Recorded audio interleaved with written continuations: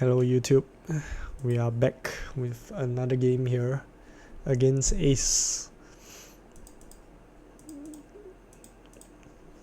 Okay, so here's the list. So we are going second this game. Both pass on turn 1. His opponent's turn 2. Okay, he jams. Back to me.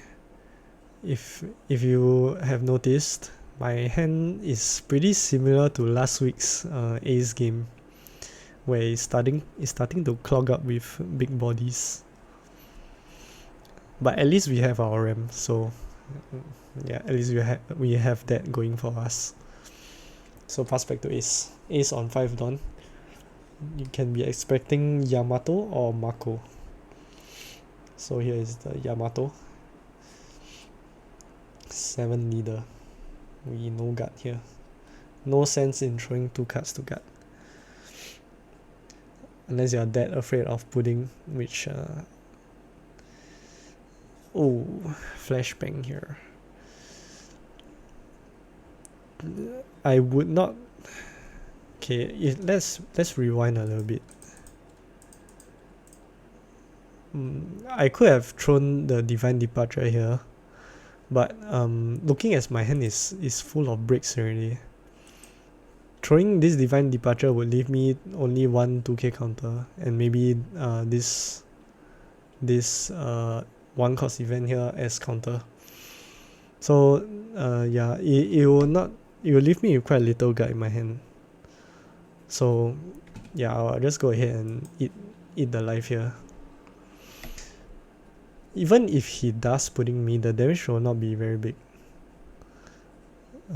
Spoiler alert, he does pudding me, and we'll see what difference the pudding will make later in the game.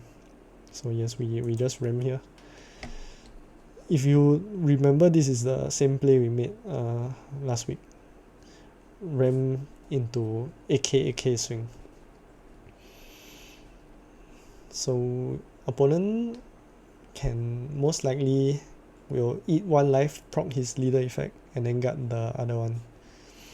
Because guarding both attacks here will cost him 4 hand cards, and he does not get to use his leader effect. So yeah, 8 cards here, pretty juicy for the pudding.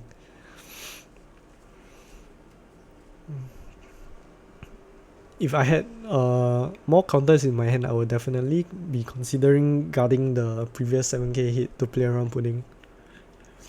But as it stands, we don't play around pudding. Just leave ourselves open to pudding, because we have too many big drops in our hand anyways. You'll see later that the pudding might not be as helpful as you might first expect. So anyway, passing back to him. Now he's on 7 Dawn. This is the prime opportunity to play pudding, because he doesn't have to give up his tempo, in the sense that he can still play 10 drop on curve. He won't miss his 10 drop curve. So yeah, if he has to pudding, it will be now. So yes, he does take the pudding.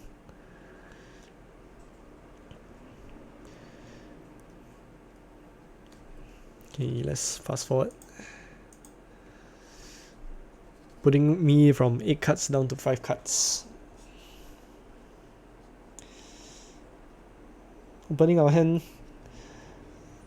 I must say we did get relatively lucky with this pudding, because we secure our next turn play, which is the 8 cost Roger, as well as the following turn's play, which is 10 shanks.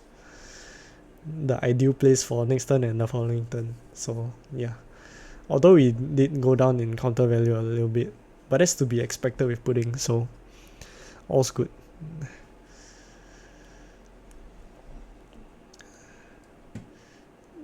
Let's see, opponent still thinking. 6k swing, 6k to Darkness Bullet, I believe. Yes. You see that the leader has 2 dawn attached, that will be 8k. So we counter on this Darkness Bullet with 1k is cheap. Bait him to swing into Darkness Bullet. Even if he swings into life, we'll be taking it either ways. We are not throwing counter for the big hit. So yes, luckily for us, we picked up some counter value. Okay, promo Roger here. We can force out his last life or 6k counter. So yes, this last life is pretty valuable as it opens him up to the Roger. So if possible, he'll be looking to counter out unless he's greedy. Last week, my opponent decided to eat his last life, but of course, circumstances are different. So here, he decides to guard, which is fair. So yep, this turn I am Whitebeard event, drops down blocker Whitebeard. Yep.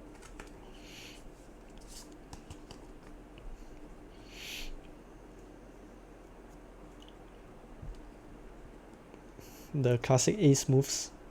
But if you notice, he, instead of putting, if he chose not to play pudding, he could have played Jozu here, which is 7,000 power. And then this Whitebeard will attach 2 dawn to Jozu and 2 dawn to leader. With his 1 remaining dawn, he can manage a 9k by 9k, forcing out 2 cards from me. But here he does not have Jozu because he played the pudding. So attaching 2 to leader and 2 to Yamato will be 8-8. Max he can only hit me with 1k guard by attaching his last active dawn. So yeah, that's 1 card difference between this pudding and Jozu. Also, if you would have played the Jozu, I would not have the Darkness Bullet. The Darkness Bullet will be bounced to my hand and he can pressure my life. But by not playing the Jozu, right, if he wants to take out the Darkness Bullet, he has to sacrifice attacks into it, which is what he did, and led me to conserve some hand cards. So yeah, now he's down on Jozu, and he chooses to use his last active dawn to play Izo here, which means his 8k body cannot hit my 9k base leader. So life's good. Pass back to us. Picks up some more counter value, which is lucky. But most importantly, we are at 3 life here. Healthy, very healthy. Opponent has no lethal next turn, and we are feeling pretty safe. So we drop the 10 shanks here to push our advantage even further.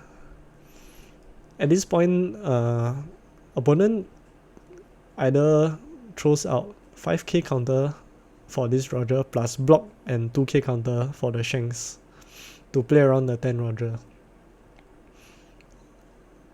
as in to preserve his last life. And that's asking for 7k counter on top of his previous turn where he already dropped 6k counter. So that's very painful. If he doesn't have that, he will be forced to block out of this hit and eat the Shanks hit, which saves him 7k counter, yes, but he does drop his last life, which means 10 Roger is life. And yeah, that is bad news for my opponent. So either way, it's a win-win for me. At this stage in the game, I have a pretty big lead already. So let's see. Does he have the 7k counter to play around Roger? Okay, he chooses to block, which means he'll be eating the last life. Okay, means opponent is in a bad spot. right now what he can do is maybe remove my shanks by using red rock and farm as much counter value as he can to maybe tank one Roger turn, or he goes for the play that he prays that I don't have the 10 cost Roger, and then he just sets up lethal for next turn, which he might be forced to do if he does not have red rock or any means of removal for the shanks. So yeah, this is basically asking for red rock plus maybe some card that draws you cards or filter your hand or something. Either that or pray that I don't have Roger.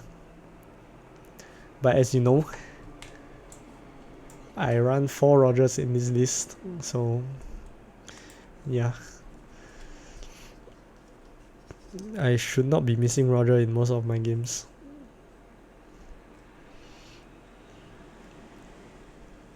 So yeah, let's see how opponent decides to navigate this spot. Okay, we can fast forward a little bit. He's thinking. Okay, it looks like he's just farming counter value, and maybe he's praying that I don't have the Roger.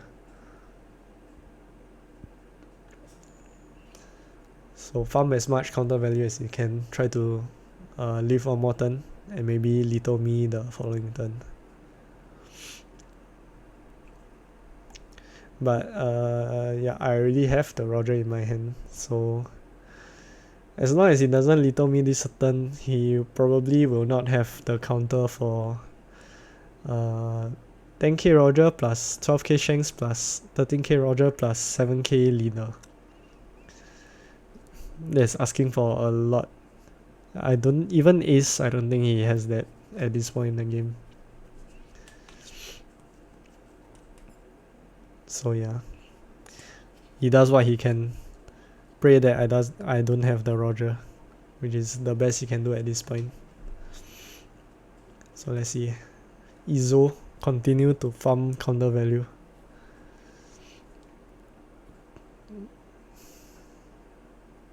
Oh, picks up a blank. Not what you want to see, but most likely it won't matter. Because how much counter value can you really farm realistically?